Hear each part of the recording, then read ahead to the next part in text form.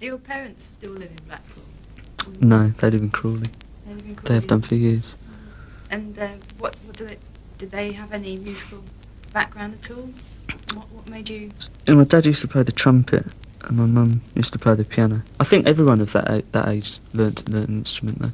My dad gave up the trumpet as soon as he could, and but my mum still plays the piano. She's quite good, really. She taught my sister. She taught me as well. Oh, your sister, is she older, younger than you? Younger. She's going out with Paul. She lives with Paul. She's next door. And Mum and Dad went to Wembley, and they're coming again tonight. And my big sister's coming, and my big brother as well. It's quite fun. It's the only time I ever see him is when we do a concert. I see him once a year. And what's your brother doing? He's a Welsh hippie with a family of three, an unmarried family of three, in a little cottage by the sea. Which is what he wants to do, really. Where do you live? Are you still in Maida Vale? Yeah. And what sort of place is that? It's just a basement flat. It's not very distinctive at all. I just bought it because it's really near our local, and that was a major consideration. And also it's a very quiet area, but it's near enough to the West End to sort of to get backwards and forwards for business reasons. Because the only reason I moved up to London or bought a place in London was because I'd spent more money on hotel bills in 2 years than it would have cost me to rent somewhere. So I thought it was a bit stupid. Well, I was sleeping on people's floors as well, so I'd be constantly walking about with an old bag, full of a change of socks in it. So I got it, but it's not. As soon as I got in there, I just painted everything white, and really I haven't got very much in there at all. I haven't collected anything because I don't like the idea of cluttering it up, because it looks nice all white. It allows you to be scruffy with disposable items rather than to worry about cleaning and things. You mean you got disposable bed sheets? Yeah, virtually. They have to be. Where did you meet? When and where did you meet the first members of the Easy Cure in '76? Well, me and Lowell and Michael and Paul and another kid called Mark, who were the sort of the five original who started it all. We were all at school together.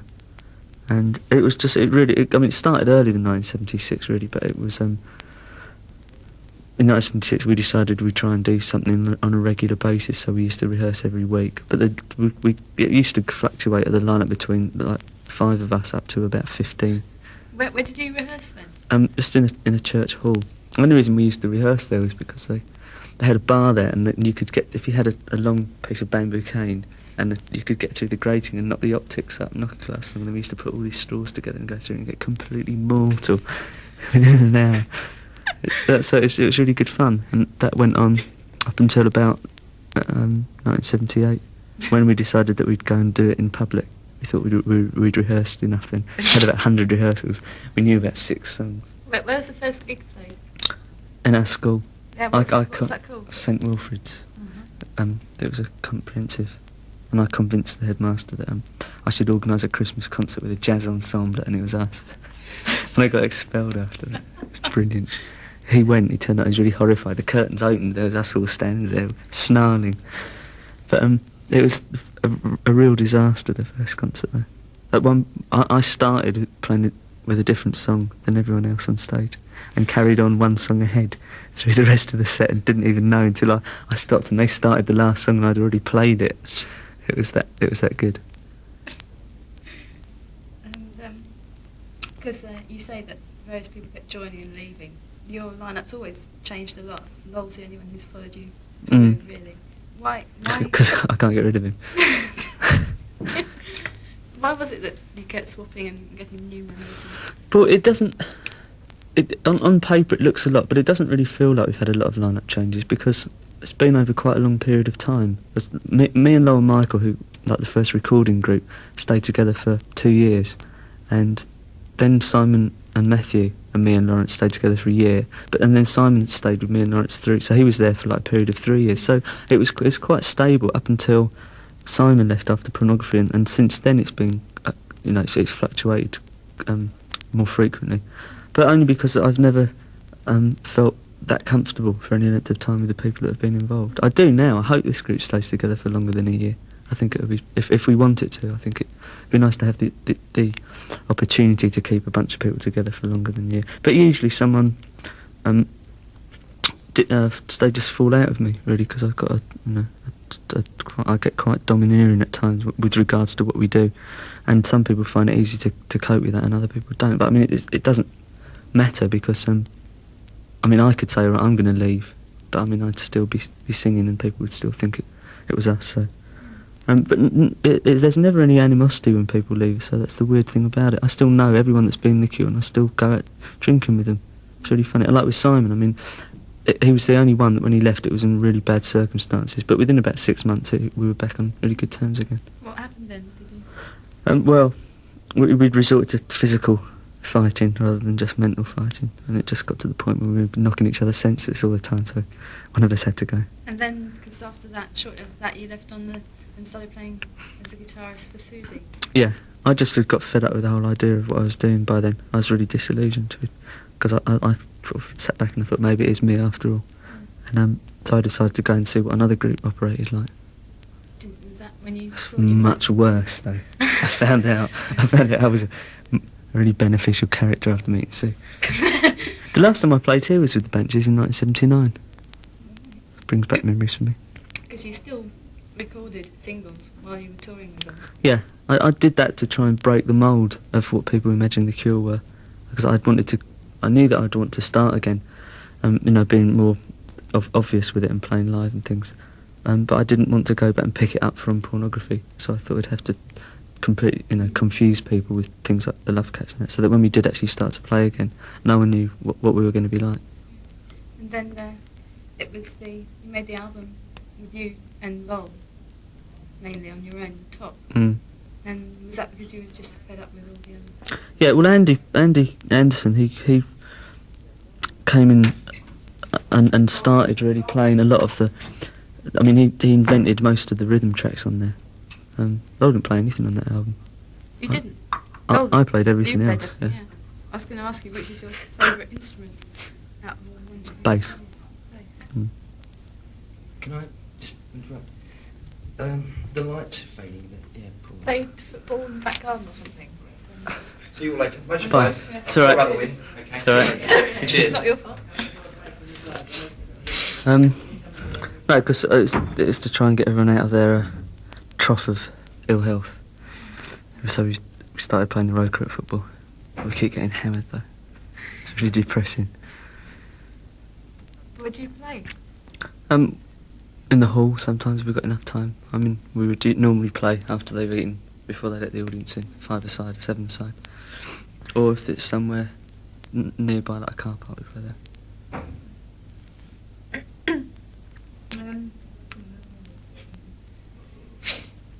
Have you had any interesting dreams lately? Too much emphasis has been put on that side of things, I think. Because I don't have any more dreams I wouldn't imagine than, well, certainly not than everyone else that I know. Sometimes they're quite vivid, but so are everyone else's, I'm sure. Do they really influence what you put into the songs? It's not so much that. I take sometimes if I dream about myself in a situation, then I develop it when I wake up. I pretend that it's been real, and I think the whole thing through. Some of the songs come out of like me doing things, but I'm imagining the whole thing. But I just spend hours just in reverie. But it's a nice way to pass the time, really.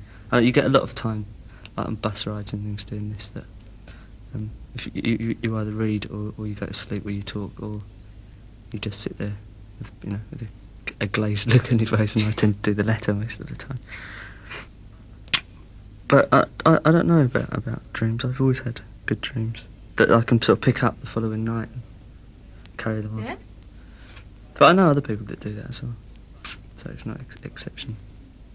And these weren't normally just sleeping dreams, they weren't influenced by anything hallucinogenic? That has been no, but not in the more recent past. No, I've tended to clamp down on a lot of my vices this year. You've got so many songs to choose from. How do you actually go about choosing songs for each tour, or does it change from night to night? Well, we took it down to a short list of 50 when we went to rehearsals. That was the smallest number, but we only actually rehearsed about 35. So at the moment we're just choosing from those 35. We can play sort of like two completely different sets, but we tend to keep the same. There's sort of certain key points in the set where if we want to put in something different, we always put like what would you call a safe song after it. So if it goes horribly wrong, you know that you're going to win the audience back with something really good. So usually a Forest will be in there in 100 Years, and Primary, Hanging Garden. They usually stay in the set whatever we do, just as they're good live songs. They make you feel energetic when you play them. I read somewhere that you got a girlfriend, or you had a girlfriend called Mary Poole. Was that correct? Yeah, she's next door as well. Oh right, that's Mary. Yeah. And you mentioned football. Have you got any other hobbies? I read that you played pool. Yeah. And you got a table that didn't fit in your place. Yeah. Yeah, I measured up in a bit of a coma, and when it was delivered it wouldn't fit. I was really upset. I had to give it away. No, I don't. I read most of the time. It's my favourite occupation when I'm left on my own. Don't know, but I've always liked reading. It's always been my favourite form of entertainment, reading, even more than music probably. But as I can't write, I can't indulge myself in it. But I prefer to read other people's things. Anything. I tend to have more than one book at a time, so depending on how I feel, I sort of pick up one and carry it on. Sometimes it gets confusing, but they're generally very, very different in nature. Like at the moment I'm reading an encyclopedia and Rousseau, Reveries of a Solitary Walker, and they're very, very different. So I know where I am, whichever one I pick up. And also I like reading comics a lot as well. I've always meant to ask you, what was with the lipstick? How did that come about? On the pornography tour, we used to wear red lipstick and red lipstick around our eyes, so that as you sweated on stage, it used to look like your eyes were bleeding and your mouth is bleeding. And I'd stopped wearing it in my eyes because it was making all my eyes sore and they were going permanently red, and it looked like I was a real drunk. So I stopped putting it around there. But I liked pictures of me on stage with a really gashed mouth, because I haven't got very pronounced features anyway, so I like, particularly on stage, I need to wear a lot of makeup. It also helps me to pretend that I'm not me as well, because I don't go shopping in with lots of lipstick on. I have been shopping with lots of lipstick on, but I don't usually, because people only say, oh, that's Robert Smith if I'm wearing lipstick. Yeah. If I don't, then no one takes a second look. So you haven't been accosted yet? No, I never get accosted. Never No? have been. No one would dare, I don't think.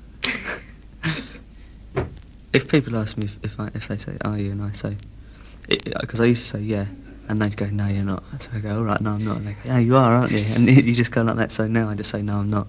It's much easier. They go, no, I didn't think you were. Are you still a vegetarian? Yeah. Though I'm eating fish though.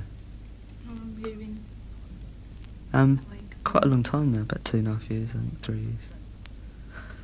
That was only just to see. It wasn't really for moral reasons, because morally I've always objected to eating meat, but the pleasurable side of it, pleasurable side of a bacon sandwich, always broke through my moral fabric. But I just decided to stop to see if it would have much difference on me, physiologically really, and psychologically, because people who had stopped eating meat said it made a real difference, but I didn't think it did. But the only reason I've carried on not eating meat is because it stops me eating hamburgers. Junk food. Yeah. So if I don't go into somewhere where they sell hamburgers, then I don't eat chips. So that means I can drink more, because my weight can stay the same. One bite now. Yeah. Jonathan. Right. Excuse me. Do you ever do the Love Cats live? Twice, I think. It, Ever. is that your millstone around your neck song? It doesn't fit very well in with the rest of the songs for some reason. It never sounds right. We did it once as an encore. There's a last encore on the last night, Hammersmith, last year, and we did it as the last encore. And we played in Paris last year. And they were both sort of celebratory end of tour last song for a few weeks concerts, and I just thought, well, we may as well try it, see if we can get away with it. And both times, because it was so unexpected, that it really worked. But I could never imagine going on stage and playing it in the cold live, a normal concert. It doesn't sound very good when we play it either. It's a good record, I think, but it relies a lot on atmosphere, and it's not really like a jazz club, something like here.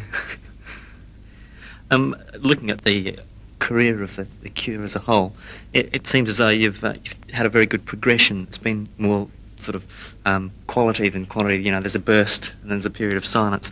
Have you consciously tried to avoid spreading yourself too thinly? Yeah, particularly in, over the past couple of years, since Pornography. Up until that point, I just knew that I didn't want us to be too exposed or too successful, really, which sounds funny, but because I wanted to experience and enjoy things in a group which you can't once you start to have a higher degree of success or of fame, that people tend to think of you in a certain way. Whereas for the first sort of 3 or 4 years of the group, we could get away with anything we wanted, and it was quite peculiar. Comparing it now, I mean, it's two really distinct halves to the Cure, that side of it, and then since then we've had a high, I keep trying to skirt my way around saying higher profile, but I've said it now. I can't think of another phrase.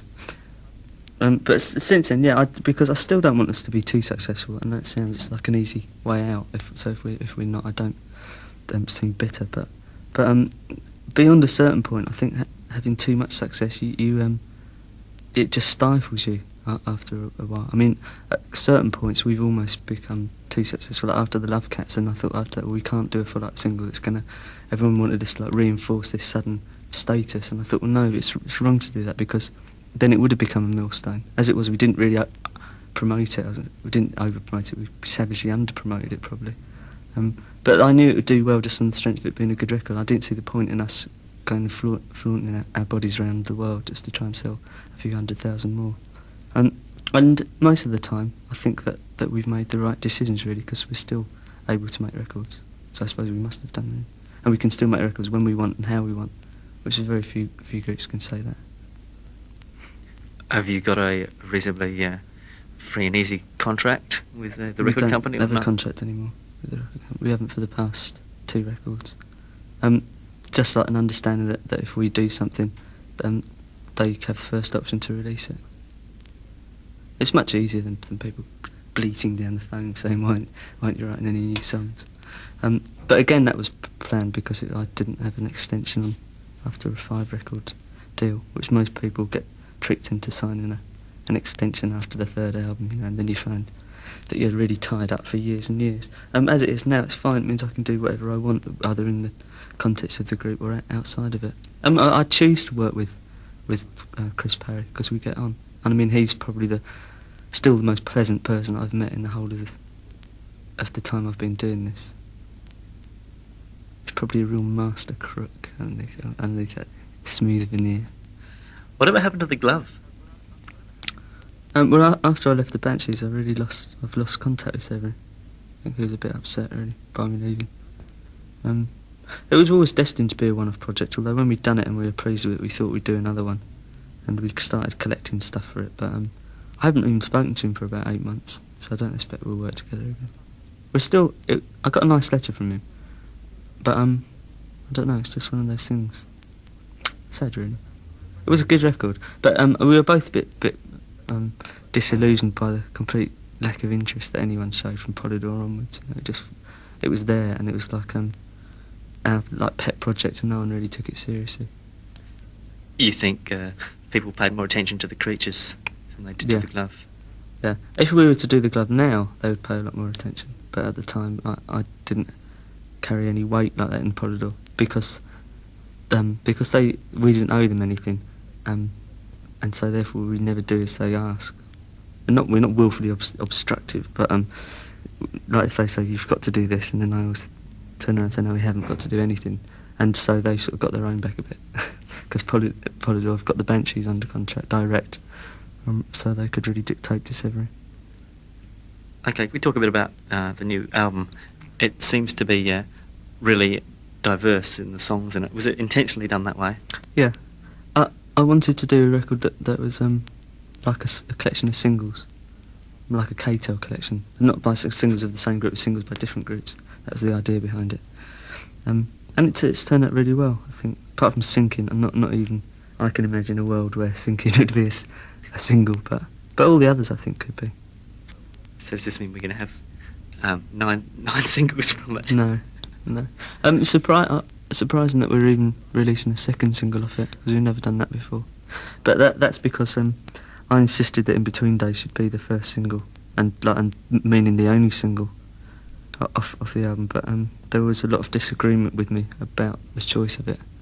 And when it didn't get into the top 10, I'd made this agreement, about verbal agreement, saying, all right, if it does, you'll prove me wrong, because they're saying, no, Close to Me will go into the top 10. So I said, all right, if In Between Days doesn't go top 10, then it can release Close to Me as long as I can do something different to it. And when it didn't enter the top 10, then I was committed. So I took this funky little horn combo into the studio and made them wail over it. But it's good. I mean, I do think it's a good song, and maybe we'll do better, but it doesn't really make any difference to me. But because that was like with Let's Go to Bed, I didn't want that released when we'd done it. And I said to Bill, it was like the opposite way around. Bill said, if this doesn't go top 10, then you can do anything you want out of contract, which was the glove thing. So that got to about at least 74 or something. So I should have really been able to do 7 or 8 things out of contract after that. Was this album mainly written by yourself, or is it more of like a group effort? Well, I wrote all the tunes for it, and then we went into this really horrible little basement studio and punished ourselves for 2 weeks, and everyone really just made up their own bits. I still had my dictator's hat on, my dictator's disguise. And if I didn't like something, I'd say, no, I don't like this. But it meant that by the time we got to do it for real, we'd only spent the equivalent money of having one day in a real studio, and actually had got the album down so that everyone was happy with what everyone else was doing. And a lot of the songs actually done as first takes with bass, drums and one other instrument, which we haven't done for a long time. It was ridiculously fast, the recording of it. I mean, it's less than 2 weeks of the whole thing. The only thing that took any time was me singing, as usual. Well, that was my next question. On the top, you said that you may be trying to sing in different vocal styles, but that your sort of your voice sort of stopped that a bit. Have you given up that idea, or are you still trying to consciously improve it the whole time, or what are you doing with your voice? On this record, I didn't. I suppose I've realised that the boundaries that my voice presents to me. And, I mean, they are quite obviously there. I mean, even if I change the register or slow the tape down or do anything, I can still tell it's me.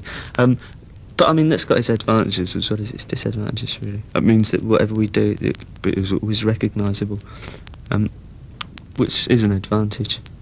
It is obviously a disadvantage when I don't want people to think, it's The Cure. I don't know. Well, maybe I should do something about it, but I haven't yet. I don't really think I could, to be honest, because I sing how I speak, and it would be very uncomfortable for me to do otherwise. A lot of people don't. I mean, I hear a lot of people when they speak, and I think, good God, they sound different.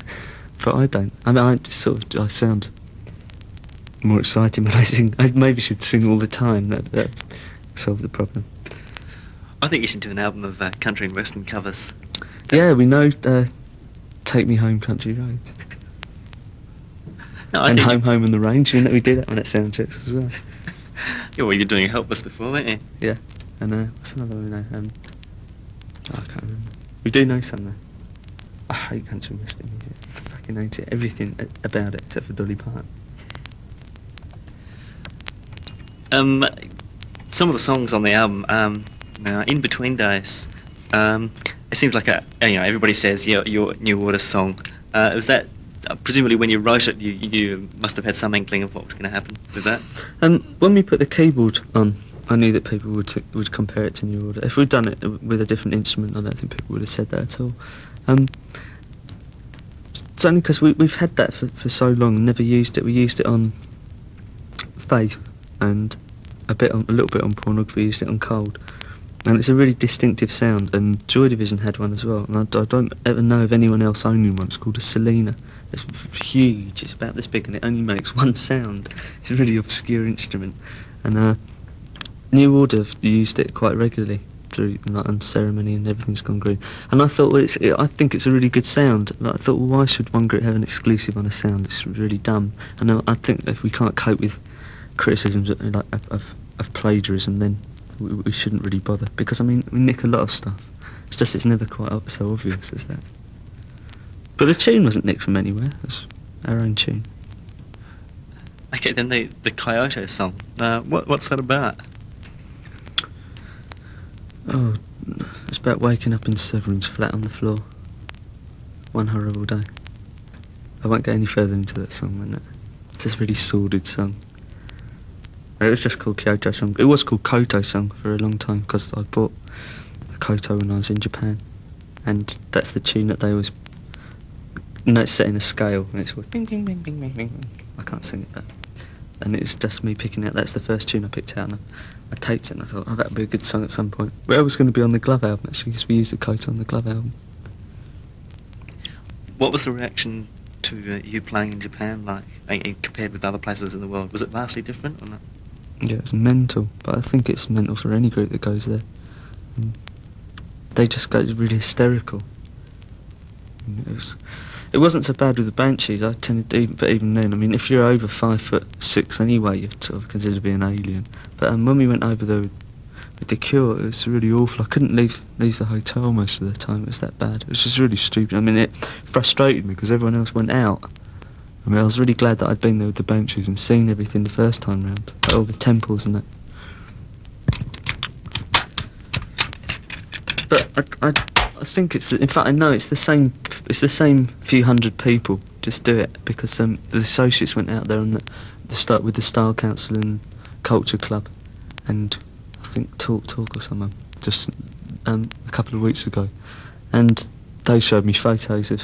Like Billy was showing me all these photos of him, and they're the same girls that they're posing with everyone. So that's just what they do. They're just professional screamers. They'll be replaced by the younger sisters by the time we go out there next. That was the most odd thing about it. It's almost 100% teenage girls as well in the audience. It was really odd. We thought the Love Cats was our first record. On the Blood, there's some flamenco guitar.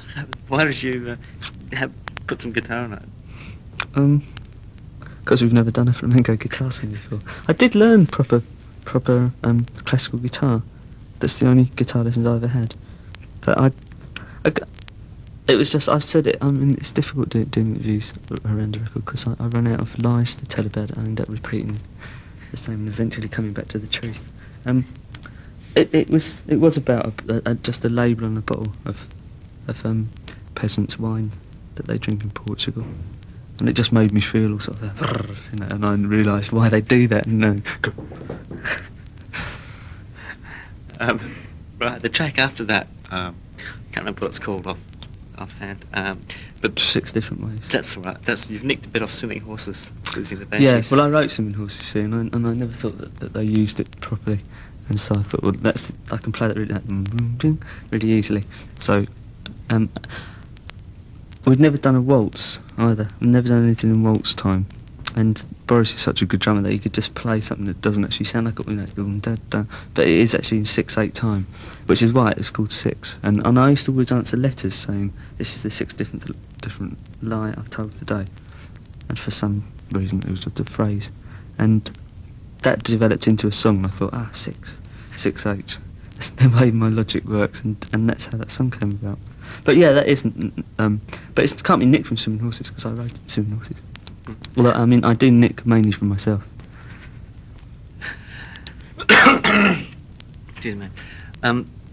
Close to Me is the next single here in Britain. Do you think that's going to go higher than In Between Days? Is that the right kind of quirkiness?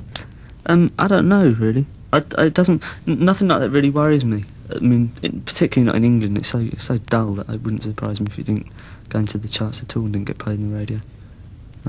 I don't mind. It just frustrates me that it doesn't get played a lot. I mean, I wouldn't mind if it didn't sell as long as it got played. It seems a bit stupid making records and they've never been heard. I mean, it's less so now than it used to be with us. It was nice to do another video with Pap. That was really good fun. Have you seen the video to the single In a Wardrobe? Yes, I have. Perhaps you could explain that. What Yeah, you're well, actually doing. it was really stupid, and he said to me, "Oh yeah, that song. What's it about?" And so we sat down and chatted about it, and I said about feeling claustrophobic. But I said, "I want you to try and make the film look claustrophobic, but not in a very obvious way, not with all sort of fisheye lens and big noses and things, but just as if it was on a wardrobe on the edge of Beachy Head Cliff." And that was like an example of what would be really claustrophobic, because you couldn't move too much because it would fall over. So the following week he came back to me and said, "Oh yeah, perfect." He goes, "I sorted it all out." And I was going, "You sorted what out?" He's going, "Yeah, we've got the wardrobe and we're doing it on Beachy Head Cliff and we drop you into the water." And I was thinking, "Oh no." Because on In Between Those, he made me wear the camera for a lot of it. I actually had the whole camera strapped to my body. It wasn't very uncomfortable. I lost about a stone. So I'm sure he does it. Every video we make, he tries to think of something that we can make us really, really uncomfortable, more uncomfortable than the one before. But it does look good, because the other thing I didn't want, with In Between Those, I wanted it to look very. The other thing I didn't want, with In Between Those, I wanted it to look very natural, and on this one, I wanted it to look almost too natural, so that everyone was, it didn't look sort of pop starry, because I got so fed up with videos where everyone's pouting and looking really hunky, and you just think, fuck off, basically. So I just thought it would be nice to do a video where we all look really gruesome in it, which is like closer to the truth most of the time. Boris came from the Thompson twins. Mm. Did you was he actually on the road with them at the time and you just stole him, or how did you come to get him? We kidnapped him. No, when we went over to America after Japan, last year, Andy went back to England, and we got Vince from the Psychedelic Furs to play with us on about 5 or 6 American concerts, because we either could cancel the tour or carry on and just find a pickup drummer. And he had to go, because he was working with someone else, producing. And because he did it because Phil, who was playing bass at the time, had produced engineered the Psychedelic Furs, so that's how he knew him. And Phil had also engineered the Thompson Twins album. And so he said, "Oh, well, I know this other drummer who's just finished with the Thompson Twins and he's staying over in America because he's got an American girlfriend." So Boris came down to see us and liked it and said, yeah, he'd have a day's rehearsal with us, and finished up the tour and then came home with us. Phoned the Thompson Twins up and said that he joined us because he liked it too much. Whatever happened to Andy Anderson? There were stories that he sort of had went mental or something. Yeah, I shouldn't really say anything. It's not fair to him. He just he did change quite considerably, and but me and him thought it would be best if he didn't carry on to America. And mainly for his own sake, because he's just starting to be acting very aggressively towards people, and in America you can't really afford to do that, particularly if you're black, because like in Texas, and you're black and you start mouthing off, then someone will probably shoot you. And if you look like me and you start mouthing off in Texas, they'd probably shoot you as well. So it was really, we just decided it'd be best if we went back, and once Boris had sort of played for a while and we got back, and I just said to Andy, no, I think it's better if it's just like a clean break, really. Which is sad, because I liked Andy a lot, but I think he probably is better suited to a more physical kind of music. Did you enjoy Australia last time? Yeah, I don't remember very much about Australia last time. I wasn't very well when we were in Australia. I was particularly ill when we were in Australia. I really deteriorated through that tour. I was like, by the time we reached the end of that 6-week period, I just couldn't do anything. I was close to death, I think. I had to go away for a while, somewhere quiet. Because it had all just got, physically, I was very excessive, which you tend to be when you get well. I mean, we do. Whenever we go to Australia, we just never seem to go to bed, which is good fun for a few days, but when you're doing it for week on end, something inside you, it sort of screams stop. But I did. I liked it better than the Banshees tour the time before. The Banshees went to Australia with a very peculiar idea, though. I mean, they were intending to dislike Australia, and because I'd been there a few times before, and I knew a lot of people, I tended to spend a lot of time with friends in Australia. So it was a different atmosphere. Last time in Australia it was a bit more condensed, and there was a lot to do, like interviews and things. So I wasn't quite as flamboyant as I usually am over there. But I still had some funny experiences there on the One Tree Hill and places like that. You went out to One Tree Hill. Mm.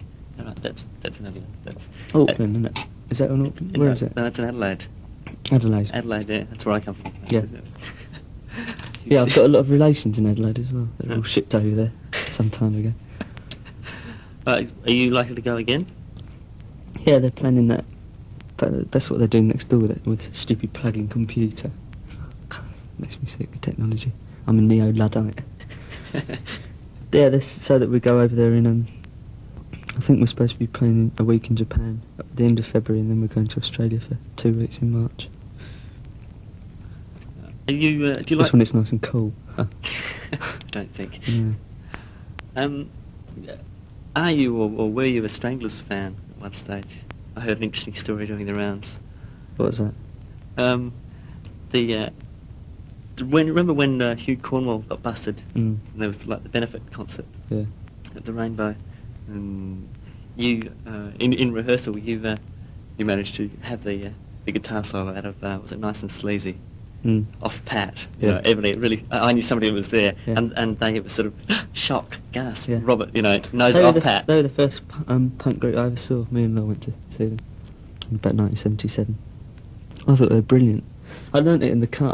I got there early, about 2 hours early, and I listened to it over and over again in the car with the guitar, learning it. I was really sweating as the time got nearer for me to go in. I sort of walked in.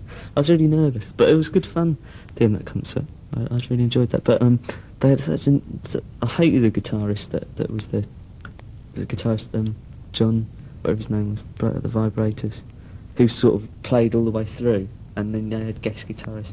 And I turned his amp down, he was really ratty when we were on stage. As I walked on and plugged in, I nudged all these volume controls in, so I thought he was so cack. But he didn't realise until I'd gone off. Couldn't understand, he kept like really staring at roadies and things. The tour you're on at the moment's a fairly long one, isn't it? No, this only... But I mean, you just started one, then you're going to... Yeah, we'll... we've done 3 concerts and we've got another 5 to go, I think. And then we've got about 8 days off, and then we're going to America for 3 weeks. And we've got 3 weeks off, and then we've got 2 weeks in Europe.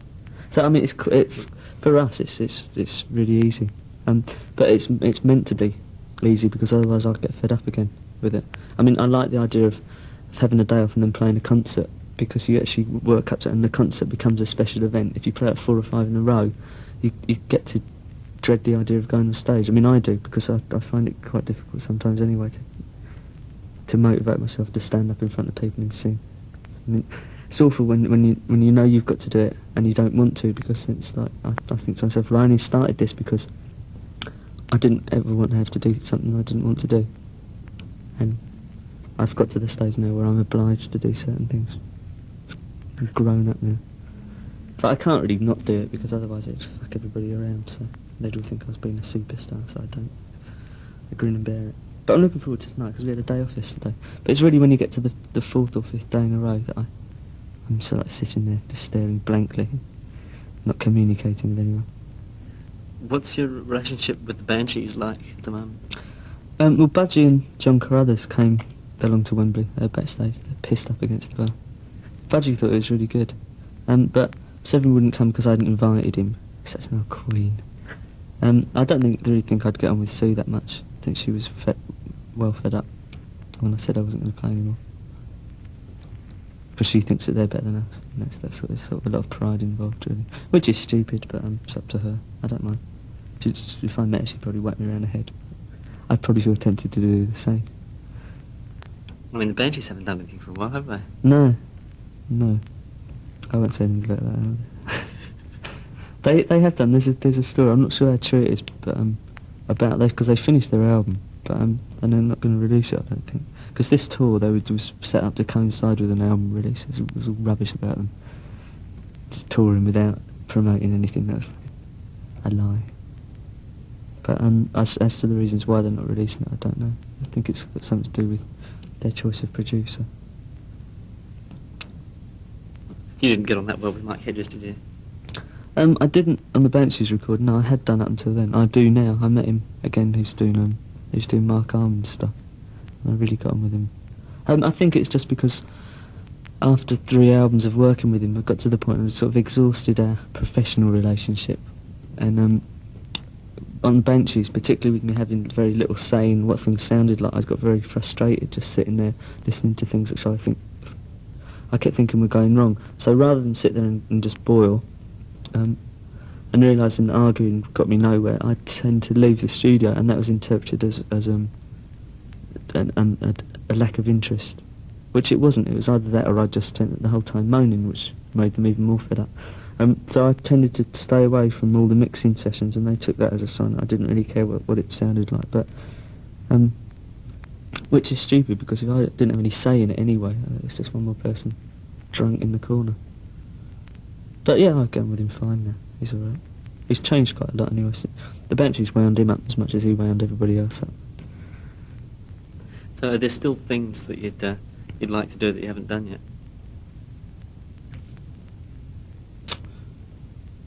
I don't know. I haven't really thought about it. I suppose there must be, otherwise I'd just be stagnating somewhere, wouldn't I? Yeah, there's always things that present themselves to me, and I think to myself, that would be good. But I don't have any ambition, but I never have had any ambitions. I've never had any goal to aim at. Because I think it makes you a bit desperate if you haven't reached your goal after you set yourself an amount of time. I think it's cack to live like that. But if something is there, and I think that might be odd, or that would be exciting to do that, then I usually do it. Not always in public. Would you care to give examples? No, I won't. I was just thinking about something very awful now. No, I mean in a musical sense, we do anyway. I mean that everything we do, I think, is different. Some is more different than others. I don't know. It's not like a progression. It's not like we're trying to get anywhere, or trying to get bigger, or trying to break markets and things like that. Because again, like the work ethic of the Cure has always been one that if people are still interested in what we do, and we're still interested, and like if we can justify what we do to ourselves, then there's no reason to justify it to other people. Then we carry on making records. I mean, I still think that most things I hear are garbage, that are made by other people. So that motivates me to carry on. Plus, I'd like to go and see us live as well. I think we're really good live. I think we're much more entertaining than people make out in reviews. Have you bought any records this year, or any records this year that have been...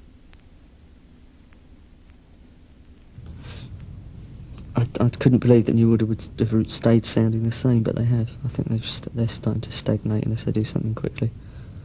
I got given a 12-inch single of The Umbrella. It's got a really good beginning, and it's an awful song. And Hardcore I listened to. Thought that was alright. But no one really, but I shouldn't really say that.